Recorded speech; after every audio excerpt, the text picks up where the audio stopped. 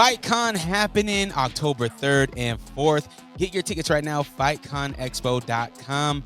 Today, I got a very special guest with us. I got Rokas, who is, are you in Lithuania right now? Yes, I'm not always here, but currently I'm here. And you are the founder, owner, creator of Ultimate Self-Defense Championship, correct? There's a longer version of that, but to put it shortly, yes. Okay. Now FightCon again is happening here in Utah. How did you hear about FightCon? What's your involvement? Why are you traveling all the way from a different continent to the United States to Utah? Yeah, well, first of all, I was reached out by Rob from the famous McDojo. We've known each other for quite some time because as content creators, we usually are connected in one way or another. We get to know who's out there, and we haven't had we never met live, but then you see each other so often that you feel like you know each other. And so he called me one day and asked me if I would want to come to the conference to present my show, which actually we just filmed the third season.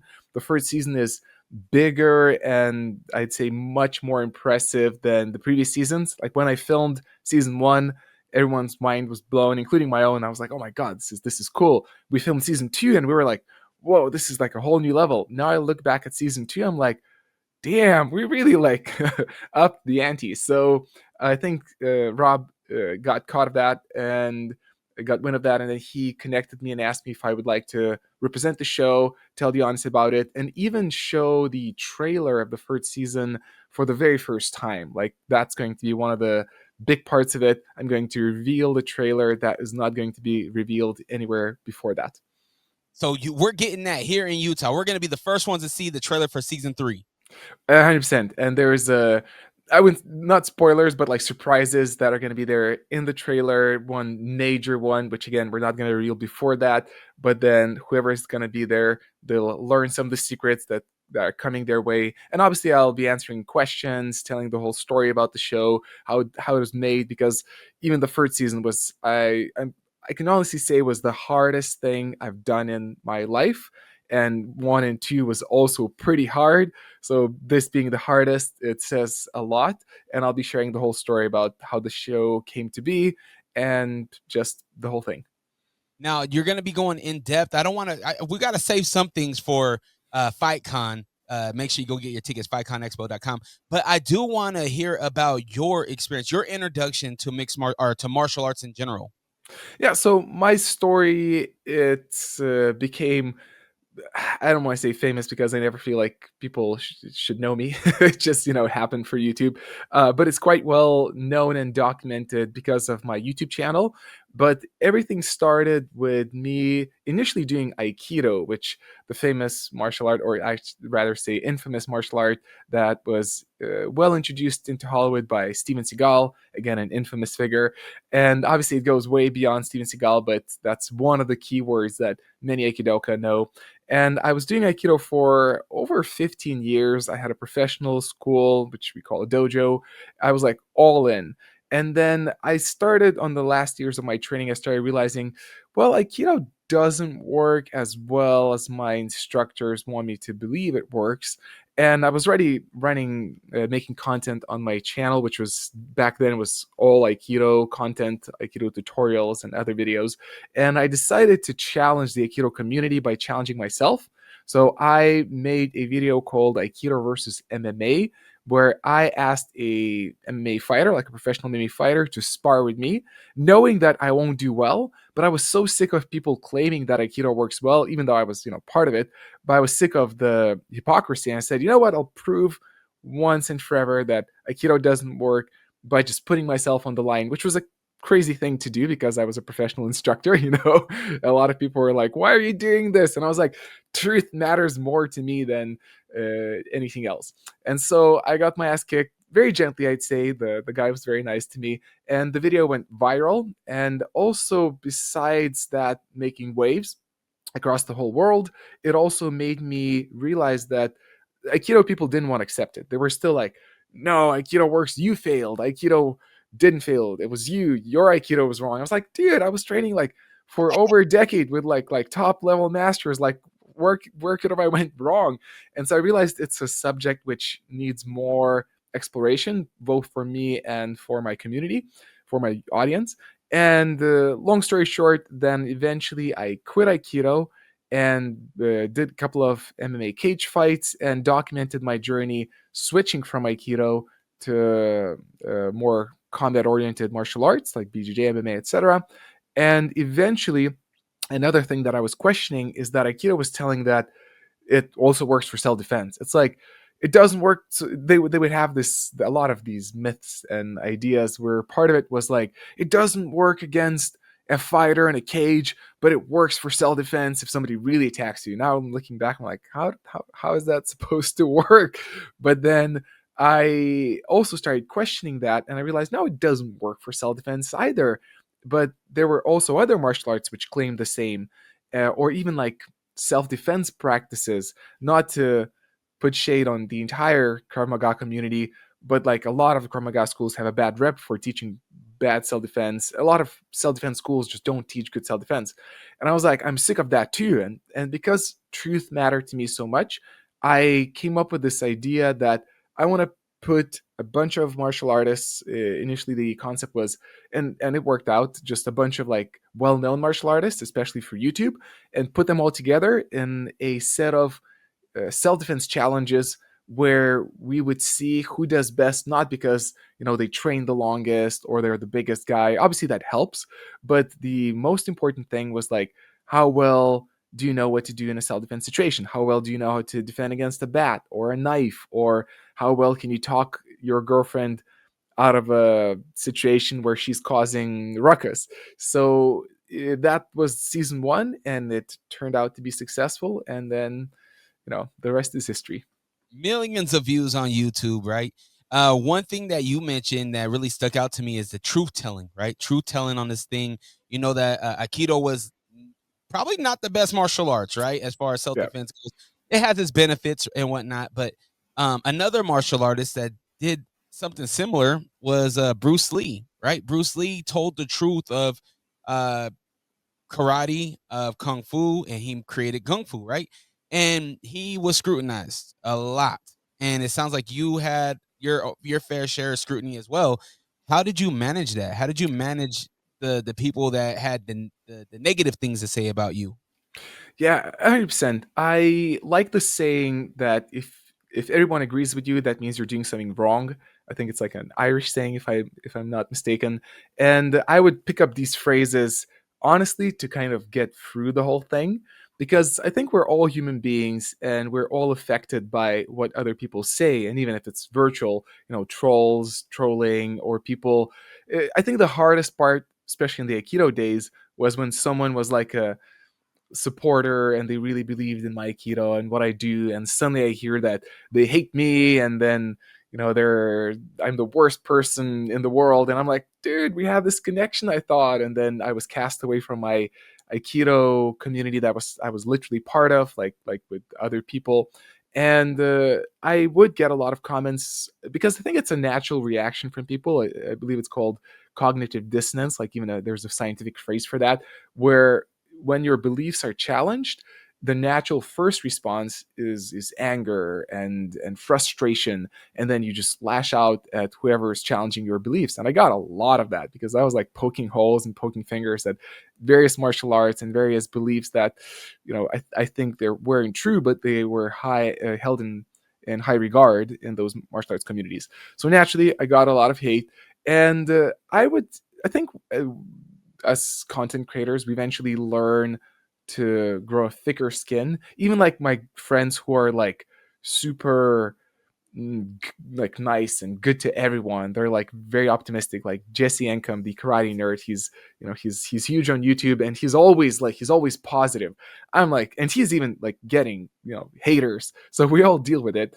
And I think you kind of grow a thicker skin over the years. You learn these small techniques as well, where it's like I would read the beginning of a comment, and as soon as I would notice like a troll, like a signal of a troll, I would be like, okay, just stop reading. And sometimes it's hard because you want to see through. You're like, maybe they have something important to say. But over the years, I learned sometimes it's better to just avoid the trolls, not read into it too much, not to think too much about it. Just like life is too short to do that. I mean, people who give you constructive feedback, they give it to you in a constructive and quality way. The people who shout and scream at you, they're like, usually they don't have a lot of value in their words.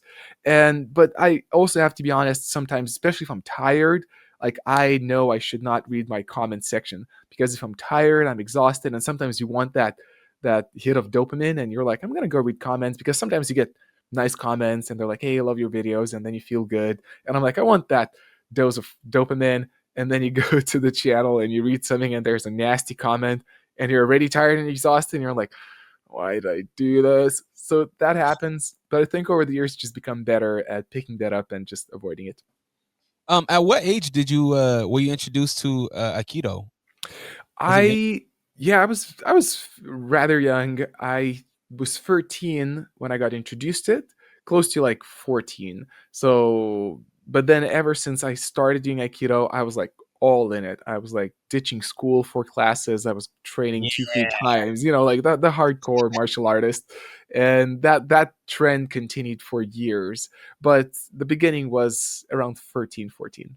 What did your family think about this? Because as a father, right now I got a 12-year-old, and my son has done boxing and he's tried pro wrestling, and his mom is like, I don't know about football, I don't know about certain other contact sports. So what did your family think about you saying, hey, I want to try this, I want to really get into this thing?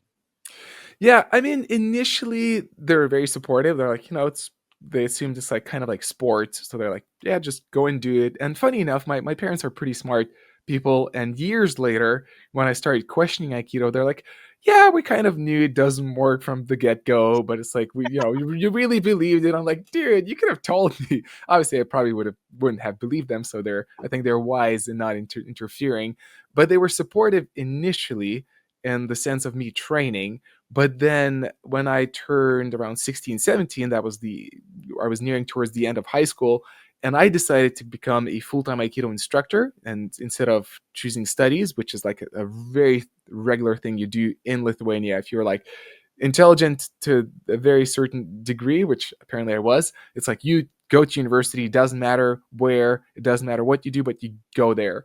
And I was like, I'm not going to go, I'm going to become a full-time Aikido instructor. And then my parents, they're like, what the heck are you talking about? And I did that, but it took me a few years of arguing and debating with them, and eventually convincing them that I'm hopeless and that they're not going to change my mind and doing it, until eventually I reached a point where it was my first black belt test. I was training in Switzerland as a live-in student and living in a dojo, training full time, and they came for the first time to observe the test, and they saw the community, they saw how it changed, they saw the test, the exam, and they were impressed. And ever since then, they were like, yeah, maybe you're probably still hopeless, but we'll give you a chance. We'll see what happens. So, and they're very supportive ever since.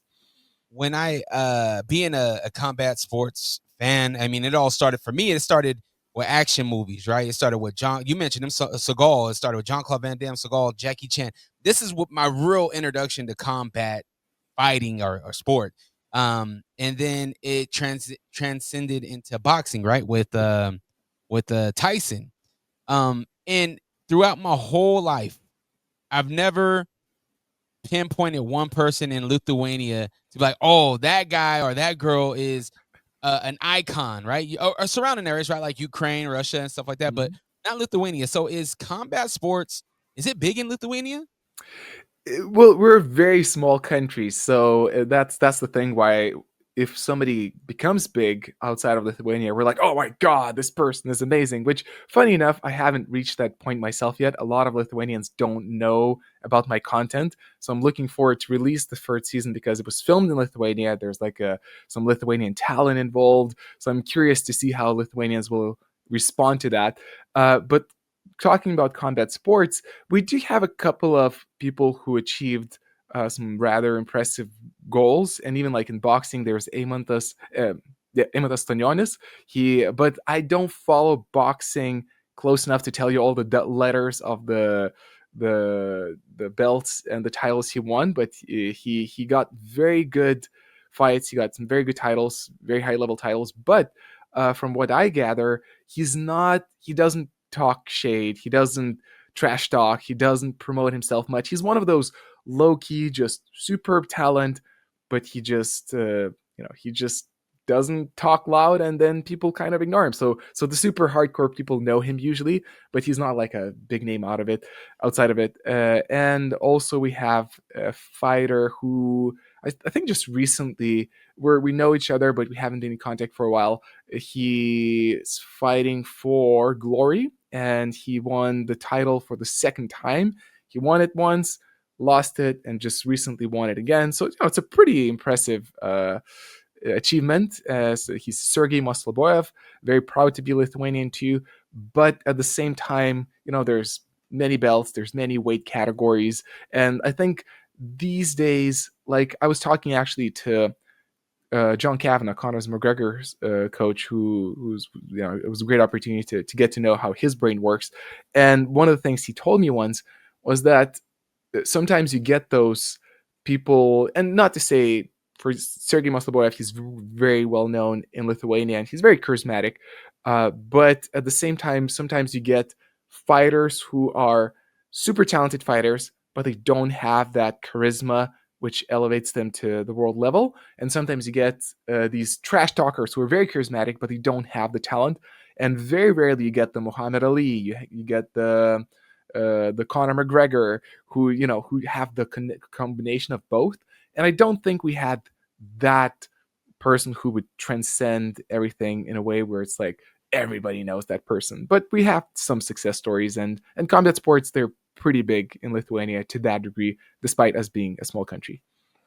Being from Utah, it's very important that we fly our Utah flag, our little state. You're from a little country. We're from a little state, a little city here in the United States, and it's very important that when we win, we let people know where we're from.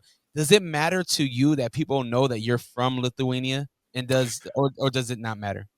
Yeah, you're very correct. Again, like Lithuania is very accustomed to that as well. It's like if it's mentioned somewhere, even if like, especially now, it's the hype is not as big, but I think I'd say it's still significantly big.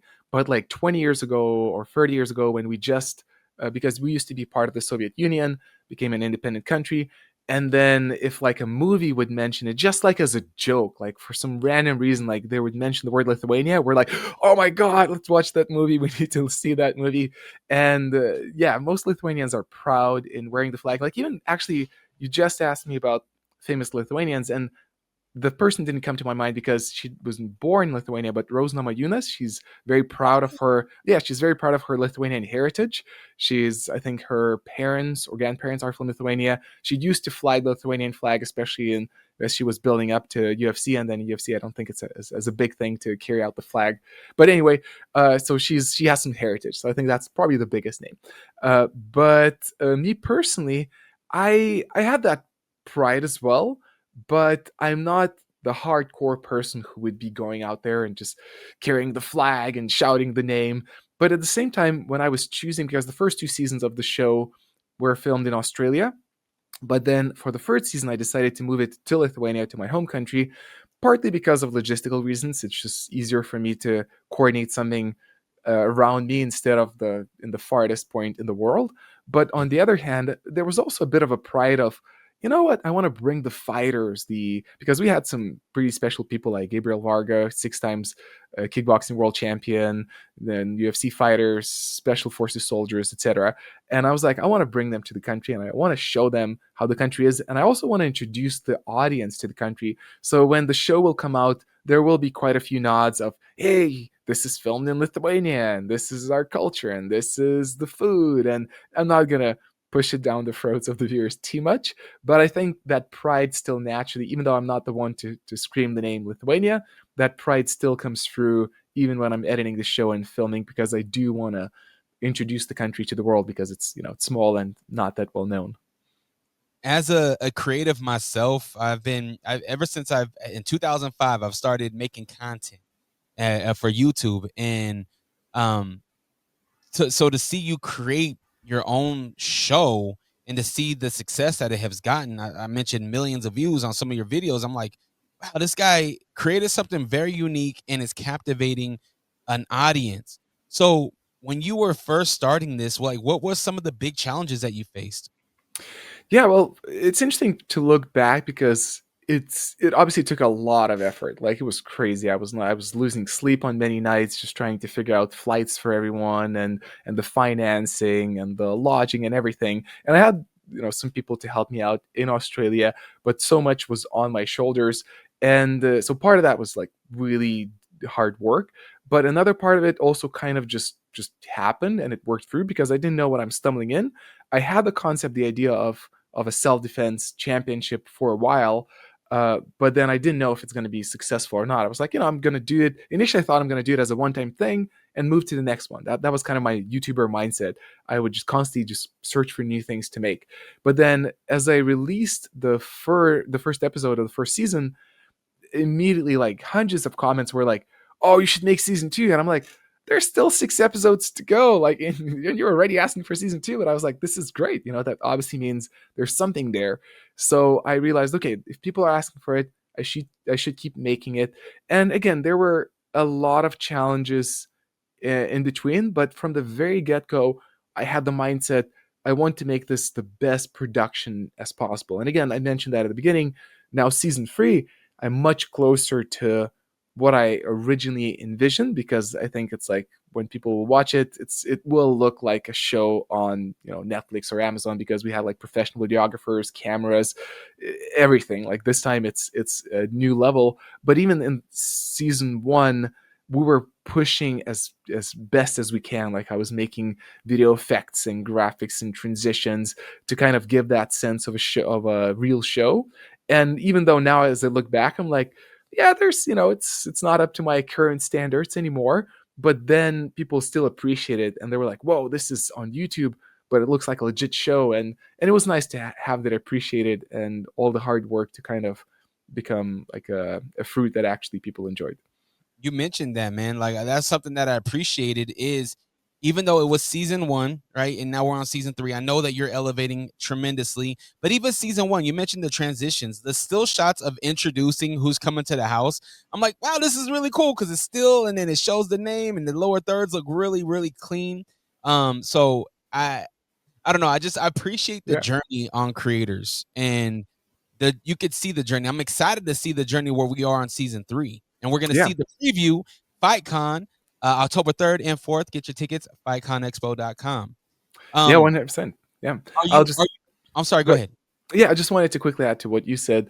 That yeah, it's funny because I very much appreciate what you said, and it means a lot to me. It's also funny because one of the contenders of season 2, of that season, Ranton, who's big on YouTube, used to live in the Shaolin monastery.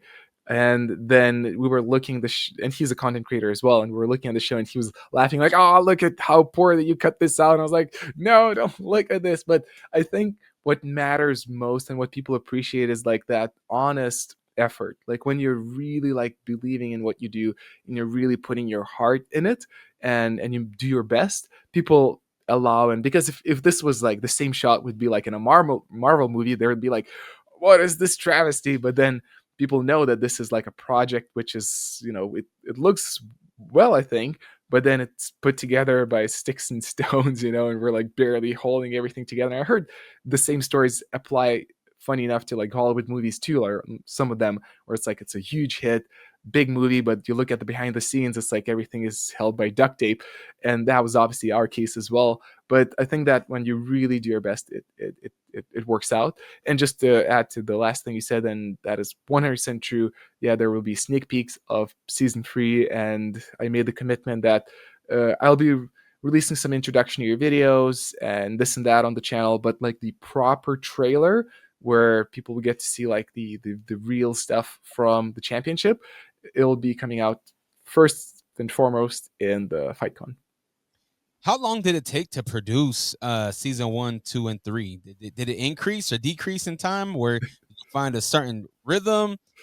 Yeah, it was crazy because so season 1, we filmed it in a week. But it was still like the entire week from morning to nighttime. But then when I got back from Australia to Lithuania, I I put up myself in a super tight deadline. I was like, I gave myself like a few weeks for the first episode, and then I thought I'll just be churning out an episode per week, and it was madness. I managed to do it somehow. I skipped only a single week. I delayed only a single time, but then I was editing from 10 and I would wake up. I would let myself sleep a few hours. I wake up at like 9, start editing at 10 in the morning, and I would finish around like 2 a.m. every single day. I wouldn't cook, I wouldn't clean, I wouldn't do any shopping. I ordered food, like pre-made meals where they bring you breakfast, lunch, and dinner. I would just grab it, eat it, and continue to work. And I managed to do it like fairly effectively, efficiently for the first few weeks. But then I felt like I'm dying inside, but I have this commitment and people are like really wanting the show.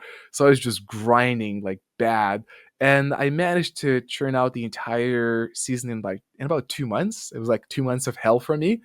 Wow. But then it was like just like so much work. I promised myself I will never do that again. Then in season 2, I gave myself a bigger deadline, but then I got long COVID as soon as I got back home, which is like, there's a lot of talks whether it's real or not, but the fact was I was exhausted. I had zero energy for months and I still had to edit the show. So it took much more time because I would sit for an hour at the PC and edit. And then I was like, I'm done. I don't have any more energy. And then gradually I would get more energy. I would invest more time. And so I think I spent about 4 or 5 months of like pure editing, which is still a lot, but then more reasonable. I was like 10 to 10 versus like 10 to 3 a.m. And this season, I didn't announce it as soon as we finished filming because I didn't want that pressure of the audience being like, give it just faster. So we actually finished filming on the first week of June. And ever since then, I leveled up the post production a little bit. I rented an office, I hired a full time editor. And then for the past 2 months, we were sitting together shoulder to shoulder because I'm still in it. I'm still full time doing this. But then I have another guy, and the two of us are doing it every day, morning to evening. And he's doing like special effects and stuff, which, I would never be able to pull off, which I think is going to elevate the show. But then it's already been 2.5 months, and the deadline, the release date is November 2nd. And I know as a fact that I will be editing the entire time. And when we reach the first episode, when I will be releasing it, I will still have editing to do. So it's about, I'd say, 6 months of work, even when I have another full time employee to do it with me. So it's pretty crazy. Wow, man, it's a long journey. I know that you guys are very, very close to Ukraine and Russia. Did the conflict over there, did that halt anything, or did that move any deadlines? Yes and no. So there's always that looming shadow of, are we going to get attacked? And now it's like it goes back and forth. Like in September, Russia is doing in Belarus, they're doing this big training thing, which they did prior to invading Ukraine, and we're like, does that mean we're being attacked next? But then so I really have to like look at the news and read the articles to be like, should I leave the country because I don't want to get stuck in, I want to finish my show before war begins. I don't want to do it during wartime in Lithuania. And so I have to always constantly look at the news, and apparently the word is like probably they're not going to attack, but it's like you don't know exactly what's going to go in their minds. Aside from that, we also did a USDC retreat right after we finished filming the first season, and a bunch of people I know, they didn't even come to Lithuania because they were like, as you said, like we're like next to Belarus, we're like very close to Russia, we're one of the official targets of Russia. And at that moment there were no signs of Russia threatening Lithuania, but I know a bunch of people didn't have the courage to come to Lithuania because they were like, am I going to war or something? They couldn't grasp that this is actually peaceful and safe. So it did put some hurdles in our way, but clear deadlines. No, I think we didn't have anything as dramatic. Hopefully, we don't get attacked in September. And I'm like, that's what I tell everyone. I'm like, I need to finish editing the show, then the work can start. Like, give me some time, man. Or how about no war and we all just Yeah, and make some cool content? All right. yeah, I would prefer that. That's true. That's number one. But we all know we don't live in that type of world. Um, okay, so we got the show. I was gonna ask you, is it a cheat code to have MMA as one of the disciplines in your show? Because I feel like mixed martial arts is kind of like everything all in one. Yeah, yeah, yeah. So is it kind of like a cheat code? It's a great insight, and I'm guilty of it. I'm aware of it. Part of it, there's a few different ways I'm going to this because so my excuse for this because there's a big thumbnail of I think both seasons, first season and the second, where it's all the guys are lined up and there's the titles like self defense, Muay Thai, BJJ, and we have MMA, and then a lot of people are like, isn't MMA like a combination of everything? And there's a one of the main reasons I did that is just because of how YouTube works. It's because the thumbnails, I need to communicate as much as I can through a small amount of text, and even in the editing of the show, retention is so important on YouTube that I need to cut down the number of words I say. I need to explain everything in the shortest, sweetest way possible. And so that's another reason why I'd be like, okay, this guy is an MMA guy. Just like, I'm not going to say like, oh, this guy does 10 different martial arts and they're like A, B, and C. But even having said that, I was discussing this with Icy Mike, one of the content creators, and he's part of the season one. And he also made a good point that you can, I'm not saying I'm hardcore like believing this specific argument, but I think there's merit to it, that you can learn MMA these days. Like there's gyms where it's like we're teaching MMA, and it's like it's not like a boxing class and then BJJ class and then a wrestling class, but it's like MMA is like a discipline where you come and each day you learn something new, but they teach it as a discipline. And to make things even more interesting or spicy there, like I had a number of discussions with pro fighters who admit that, for example, cage fighting or like fighting besides a cage, it became an art to itself. Like there's no discipline. Like if you're a good wrestler or a good grappler or a good striker, fighting by the cage is different. It's a different discipline where you can use your skills, but you need to train it separately, and that's part of MMA essentially. So you could argue that MMA is a discipline in one regard, but I'm not saying I fully buy that myself. It's just a matter of convenience. And also just having someone come in as an MMA person, obviously they have an advantage. But then we also come back to the fact that, as I mentioned, like age doesn't matter. Matters, but like age is not the defining factor. Your body size, your it doesn't is not the defining factor. Your experience is not the defining factor in self defense. Obviously, MMA will get you far, but then if you're not smart and if you don't have awareness, MMA is not going to save you. So yeah, there's pros and cons. How did you pick the contestants and disciplines for the show? So a lot of it, especially in the first season, was kind of more falling into my lap type of situation. Not entirely, but it did have that sense because, as I mentioned before, on YouTube, when you're a content creator, YouTube is very good at connecting similar content. And so if you're watching that guy, most likely you're also watching this person and that person because they make similar content. And that same thing would happen to us content creators where I would get recommended like Icy Mike or Sensei Seth, these other creators, and I would watch their content and vice versa. The same happened to them. They would watch my content. And again, we would have that feeling like we know each other, or we would write to each other eventually, or have like a video conversation. Obviously, I'm not in the States, so I haven't met most of them before, but we had this feeling like we know each other. And when I decided I will do the show, I realized I have a bit of a production mind, as it turns out. I didn't appreciate it as much until doing this for a couple of seasons now. But I realized, okay, my brain has that ability to foresee like certain hurdles.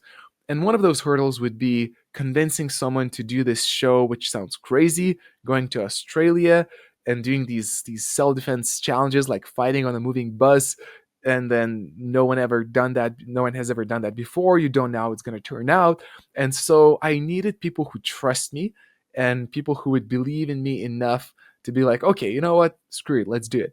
And funny enough, the funniest part with Icy Mike, that the story that he told me, that initially I asked him, okay, so would you be on board? And he's like, okay, yeah. And then it turns out he didn't. He agreed only because he didn't believe that I will make it happen. And then a few months later, I sent him like, "Hey, these are your flight tickets. Let's do this." And he's like, "Holy crap, this is really happening!" So he goes to his wife and says, "Hey, honey, you remember a few months ago you agreed that I will go to Sydney for a week and do this show?" And she's like, what? I agreed only because I thought it's never going to happen. So part of that was a bit of that luck, but I really relied on just connecting with people I admire. I thought that are good for the show. They have the expertise, but also we had this kind of a content creator connection. But then season 2, it was a little bit easier because now I created the first season. People knew how it looks, and a bunch of people, they're like, "Hey, I love the show. I want to do it as well." And then for third season, that was even more the case. Now we have a certain reputation where we have to pick and choose who we can allow to come in instead of like, please, that person, please do it. So yeah, it was a process. Oh, that's awesome.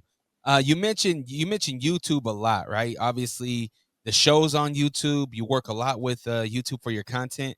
Was it hard to follow guidelines? I mean, it is combat. People are getting punched in the face, and weapons are being used. Was it hard to fit the guidelines with your show? The probably the most painful and hardest part was when 2 episodes, so one for each season, an episode in season 1 where we are trying to escape a warehouse while guys are trying to hunt us with fake knives, and I was surprised that one got demonetized because I even connected with YouTube and I was like, why did you demonetize this? And they give a really weird kind of a half-ass answer to why. I think it was just the algorithm just thought it's not, it's too dangerous. And then the next episode, we're like getting stabbed like 100 times in the cage, and YouTube was fine with it. So you never know. But some of the so 2 episodes got demonetized for the 2 seasons, and I did become a little bit paranoid. So, and again, it was really painful because I was like, oh my god, I worked so hard, and especially for season 2, the episode, one of the most successful episodes, it got 6 million views, and it got demonetized like day 2, and I was like, oh, I lost a lot of money, and luckily it didn't stop it from reaching its potential view wise. So that kind of was a bit of a kind of a feel good moment. But then financially, it was a disaster. And I became a little bit paranoid for season 3, and I became much more aware of what I do, of what I don't do. We put a lot of thought into, okay, so how do we make this happen? So, for example, I'll give a minor spoiler as a good example. So there's a scene where a similar scene to season 2 where somebody uh, gets drugged in, or they try to drug someone in a bar in second season, and then third season it's a nightclub. And I'm like, getting drugged, getting your drink spiked, that probably is not gonna go well with YouTube guidelines. So I was like, how do you go about this? So I came up with a story, and actually I was just editing this today, where I explained that, so this person, they're allergic to sugar, and that's why this bad guy is putting in sugar in the drink because it will make her feel bad. And I'm like, it's obviously a workaround, but part of me, I realized, because we have a little of that kind of cliche or cheesiness in the show, a little bit of that humor, I think people will get it, and then even children can watch it and be like, hey dad, why is she allergic to sugar? And dad is like, don't worry, it's just sugar. But adults obviously will know what we're really pointing to without being graphic or violent about it.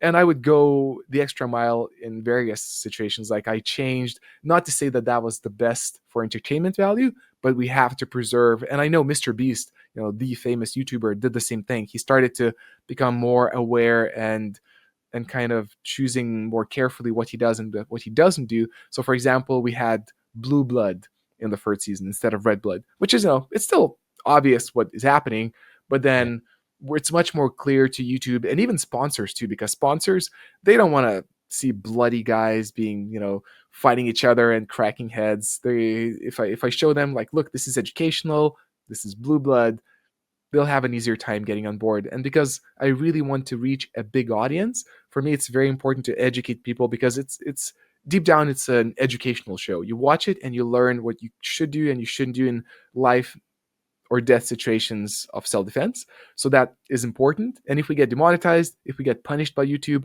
we won't reach as many people as we can. So for people who want blood and gore and everything, go watch Saw. Yeah. We bring the essence, but we package it in a way which is, hopefully it's going to pass through the YouTube's punishment system. You mentioned Mr. Beast. Just talking to you, it sounded like you two would make some cool content together. Just throwing that out there. If the universe picks it up, I would love to see Ultimate Self Defense Championship and Mr. Beast work on something together. Good I content. yeah, I won't lie. I'm a person who likes to think big and like aim for the stars, reach the moon kind of guy. And so obviously I would one day love for Joe Rogan to see the show and to talk about it, but also Mr. Beast. I would edit the show and sometimes be like, I wonder if Mr. Beast will watch the show sometime and be like, hey, actually this is a cool show or something, and that would be amazing. But at the same time, I can't deny that there's some inspiration from Mr. Beast here, because when I was initially coming up with the concept of the show, I asked myself, what's the most badass, coolest idea that I could make, even if it's impossible? And this was the top number one idea. And but that process was partly inspired by Mr. Beast, because he would do that. He would come up with the craziest ideas and then try to make it happen. And I was like, what video would I would do if I was Mr. Beast? And this is kind of, I mean, it's simplifying it. There was more complexity in it, but to a degree, Mr. Beast did inspire to take this kind of courageous extra step. So if he ever gets to see it and likes it, or if we ever get to work together, obviously that would be amazing. But he's also, he's busy with his stuff, so I won't be expecting it. But we'll see. Yeah, he's busy with Mr. Beast bars. My kids love him. When Yeah. I go, anytime I go to Walmart, can I get a Mr. Beast bar? Yeah, I got you, kids. Um, I had Ivan Ivanov on the show, and Ivan Ivanov, he's the creator, the inventor of the Bulgarian bag. I don't know if you ever seen this piece of workout equipment. And one thing that I talked to him about is copycats, right? People that copy his invention and sell it on Amazon. What's keeping people from stealing this idea of what you're creating with Ultimate Self Defense Championship? Do you own like intellectual property? Are there copycats out there? How do you handle that? Yeah, so obviously this question did cross my mind, and even in season one, I was already considering that. And I was talking to Sensei Seth, one of the contenders, actually in season one, and he's coming back in season three to represent himself again. But then I was talking to him in season one, it was all fresh and new, and we were kind of trying to figure out what's happening. And I told him, because my initial thought was like, probably once we release the show, I thought we're going to pass a barrier, kind of break a wall, and quote unquote give permission to others as well. Like others will see, hey, this is possible. Let's do it as well. And it's a thing that happens in sports and in entertainment. Somebody does one thing and then others are like, hey, let's do it too. And I thought it's going to happen as well. But when I said that to Seth, he said, I don't think that's going to happen. I was like, what do you mean? Why not? And he explained to me that, in his words, it's like it's just too complicated. Like people won't go far enough out of they won't be willing to go far enough out of their ways to do this. And initially I thought, I'm not sure, but then season 2 came out, season 3 came out, and there's no copycats yet. But I'm not saying it's not going to happen. And I do have some safety measures like trademark, USDC, but then at the same time, the world is evolving and it's changing, and I'm not expecting, like, I think it's the wrong mentality when someone is like, this is my precious and nobody can touch it, and then other people start to do similar things, and then that person goes crazy because they're trying to block everyone, and it's just impossible. If something is out there, it's out there. So obviously I wouldn't want someone to copycat the show one to one. But even when I spoke to lawyers, because I was investigating the subject, I was asking them, so how much could we copyright or trademark in terms of like exercises and challenges? And it turns out, like, in terms of like the lawyer aspect of it, you would have to write down everything very specifically, like, the color of the helmet is this, and the shape of the octagon is like that, and the timer is like this long, this many seconds, and that's the only thing you can trademark.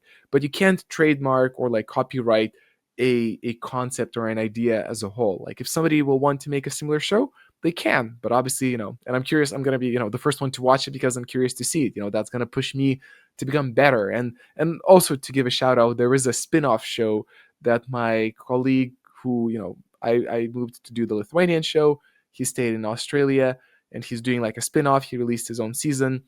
It's quite different from the original show, but he did he made an attempt, and it's out there, and I'm fine with it because why not? The more, the better. Um, can I pitch? Because I'm assuming. I mean, we're on season 3. I'm assuming we're gonna see a season 4 or 5 until you get tired of this thing, or until Netflix picks it up, right? Yes. Until Joe Rogan becomes the official host, and we see it all over the world, right? I mean, it's already all over the world, but um, I want to pitch a season to you, Hmm. okay? And it's probably already you probably had thought about this, Let's do but it. we're talking about YouTube content. We're talking about algorithms. My algorithm is podcasts and prison recipes.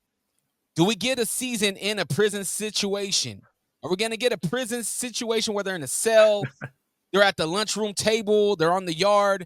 Which of these martial art, you know, arts are going to take the cake when it comes to the prison, though?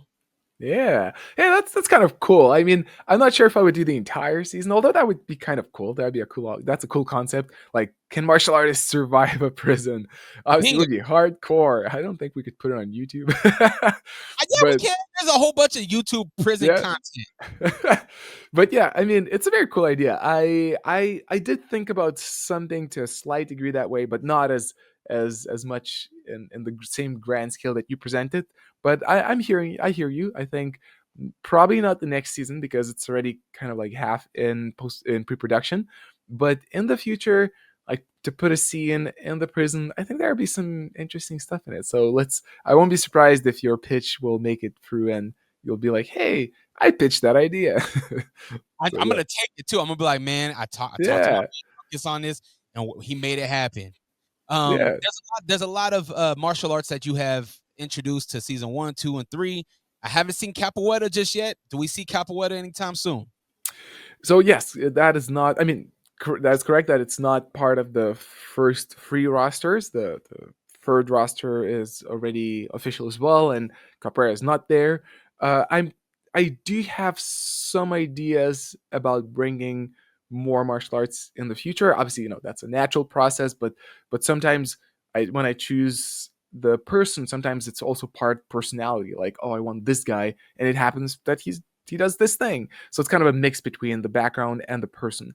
But capoeira would be obviously interesting to bring in, and another one would be boxing. But a lot of people would be, I know they would be excited about seeing how a boxer would do. So there's still a lot of potential. And when you said, what's you kind of hinted at me doing this until I get either bored or it dries out or it gets sold. So I think that's probably going to be the case. I'm just going to continue doing this and hopefully introduce more martial arts including capoeira in the future. Well, I haven't seen any, and correct me if I'm wrong. I haven't seen the U.S. representation on your show yet. Correct me if I'm wrong. Oh, us, no, us is covered, us is fine. We had also some Europeans, Australians, a US person from China who lives in China, but we do have some Americans, and especially in the first season, America and Canada is kind of dominating the roster, so you're covered, you're Okay. good. All right, So yeah. we need the. I don't know if you heard about the long lost art of whoop a motherfucker's ass. That's the. I'm gonna put my money on whoop a motherfucker's ass style of fighting versus anybody. So you find that one person that trains in the long lost art of whoop a motherfucker's ass. That's who I'm choosing. Yeah, we had as close as we could have gotten to it. We had a truck driver in season 2, and he was actually very close to like actually doing really well with the whooping ass in the bar. And yeah, but I honest truth, I did consider like just having like a person who's just like grew up in the streets, saw a bunch of fighting. It's like I'd be scared of that person. Like MMA, no, give me that guy. So who knows, maybe we'll have one in the future as well. We're both YouTube guys. We're both content creators. Kimbo Slice is who you just depicted. Kimbo Slice is that guy. Unfortunately, he passed away. Yeah, but kudos to him. I mean, respect to him. Amazing guy. But if we could ever get a person close enough to him, personally, I'd be scared of that guy, and I'd be like, actually, a funny story. I'll give you a quick funny story. So, it's just the name just Strickland. Oh, Strickland. Sean Strickland. Yes, thank you. Sean Strickland. So he actually, when I released the second episode of the second season, which is the bar fights, he actually he posted a comment, I want to do this. And I was like, hey, oh, that's kind of a doorway. Maybe we do it. And then one of our part of the team members, the new Sean, and we try to start some gears rolling, and it didn't become a reality. We never reached that point.